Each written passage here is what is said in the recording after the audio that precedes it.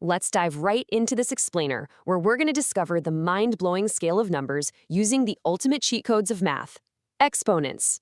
Seriously, today we're exploring a fascinating concept that literally lets us stretch our understanding from the microscopic all the way to the cosmic. Welcome to Chapter 2, Power Play. Here's our roadmap for today. We've got 1. The paper folding phenomenon. 2. The rules of exponents. 3. Scientific notation and negatives. Then we'll tackle all the figuring it out puzzles in 3 stages. 4. Basics. 5. Advanced. And 6. Simplification. We're not skipping a single thing, so let's get to it. Section 1. The paper folding phenomenon. Let's start with a physical challenge that honestly seems completely impossible at first glance. Imagine taking a sheet of paper, like the biggest sheet you can possibly find. Now fold it in half, then fold it again, and keep going. You know, you might think you can't fold it more than 7 times, or maybe you're wondering about using super thin tissue paper. But let's just say you could fold it infinitely. If you start with a sheet just 0.0001 centimeters thick, how far do you think you can actually go? Okay, it sounds utterly absurd, I know, but if you could fold that extremely thin piece of paper just 46 times, its thickness wouldn't just reach the ceiling, it wouldn't just reach the clouds, it would literally bridge the gap from Earth all the way to the moon. Yes, no joke, just 46 folds. This brilliantly illustrates exponential growth. Just look at the milestones here. After 10 folds, we're only at about 1 centimeter. Not much, right? By 17 folds, we hit 4 feet. But watch what happens as the exponents start doing the heavy lifting. By fold 30, the thickness is 10.7 kilometers. That's the cruising altitude for commercial airplanes.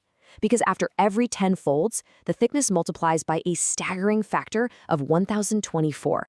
To put that scale into perspective for you, at 26 folds, the paper's thickness had 670 meters. That means a single piece of folded paper is soaring right up next to the absolute tallest building in the world, the 830-meter Burj Khalifa in Dubai. It's just wild to think about. All right, Section 2, the rules of exponents. Now that we've seen the sheer towering power of these numbers, let's learn the mathematical rules we need to actually tame them. The absolutely crucial point here is understanding our basic vocabulary. The base is your starting number, in this case, 5. The exponent, or power, is that smaller number hoisted up top, which tells you exactly how many times to multiply the base by itself. So 5 to the 4th power is simply 5 times 5 times 5 times 5, which equals 625. Easy enough, right? Now for the real magic. These 6 generalized operations are literally your master cheat codes for solving any exponent puzzle. When you're multiplying the same base, you just add the exponents together. When taking a power to another power, you multiply them. And when dividing, you just subtract them. Memorizing these exact relationships is going to give you incredibly powerful tools to completely deconstruct any mathematical wall you run into. Moving right along to Section 3, scientific notation and negatives. Let's see how all this builds when we introduce negative numbers and standard formats that scientists use every day. Now, what's really interesting here is that a negative exponent actually does not make a number negative. This is a classic trap people fall into. Instead, it simply flips the base into a fraction, creating a reciprocal. So n to the power of negative a is just 1 over n to the power of positive a. It's a flip, not a sign change. And when we want to write out those massively large distances to the moon or incredibly tiny microscopic measurements, we use scientific notation. The golden rule you got to remember here is always keeping our base number x between 1 and 9.99 and then multiplying it by 10 to a specific power, y. It just keeps things incredibly tidy. Okay, time for Section 4, figuring it out, basics. Welcome to the training ground. Let's apply our shiny new rules to the chapter's puzzles, and we'll start with the absolute basics. Step 1 in solving our basic puzzles is watching our signs super closely. Here is the ultimate trick. An even exponent on a negative base always turns the final answer positive. Why? Because the negatives cancel each other out in pairs.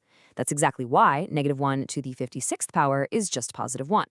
But an odd exponent, like in -1 to the 5th power, well, that leaves the answer negative. Next up, we need to express long multiplication strings in exponential form. We simply group the identical variables and numbers together, and then just count them up to become our new exponents. 5 times 5 is 5 squared. 3 sevens becomes 7 cubed. You literally just combine them neatly, kind of like sorting blocks. Stepping it up to Section 5, Figuring It Out, Advanced. Are you ready for a slightly bigger challenge? Let's break down larger numbers into their prime components. To express a bigger number, like 648, as a product of its prime factors, you just divide it down step by step. Start with the smallest prime, which is 2. Keep dividing by 2 until you hit an odd number, like 81. Then you switch to the next prime, 3, and keep going until you reach 1. Finally, just tally up your powers. 3 2s and 4 3s gives us a clean, simplified 2 cubed times 3 to the 4th. The cool thing is, these rules give us total flexibility. We can stretch or compress these mathematical expressions in multiple different ways, depending on what the puzzle requires. For example, 2 to the 9th can be split up into 2 to the 4th times 2 to the 5th. Or take a look at 8 to the 6th power. Using the power of a power rule, we can rewrite that as 8 squared to the 3rd power, or even convert the base entirely to write it as 2 to the 18th. And finally, Section 6, Figuring It Out, Simplification. Let's conquer these simplification questions by turning messy, complicated expressions into beautiful, clean, single powers. For the right equivalent forms puzzle, all you do is take that negative exponent and drop the whole expression under a 1 as a fraction, exactly like we learned earlier. So 10 to the negative 100 instantly becomes 1 over 10 to the positive 100. It's a simple, super reliable mechanical flip every single time. Look at how beautifully the addition rule cleans these up. When you're multiplying identical bases, you just add the exponents together, even if they're negative. So p cubed times p to the negative 10 just becomes p to the negative 7. And even that tricky puzzle right there, 2 to the 4th times negative 4 to the negative 2, that simplifies perfectly down to exactly 1. It's kind of satisfying, right? Okay, let's tackle one last major puzzle to bring it all together. How many times larger than 4 to the negative 2 is 4 squared? Well, by dividing 4 squared by 4 to the negative 2, we subtract the bottom exponent from the top. 2 minus negative 2 is positive 4, which gives us a massive difference.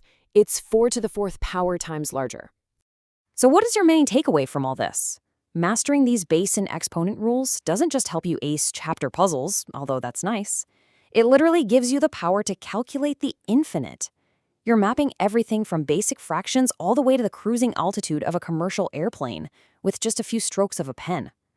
The universe runs on exponential math, guys. The only question left is, what on earth will you calculate next?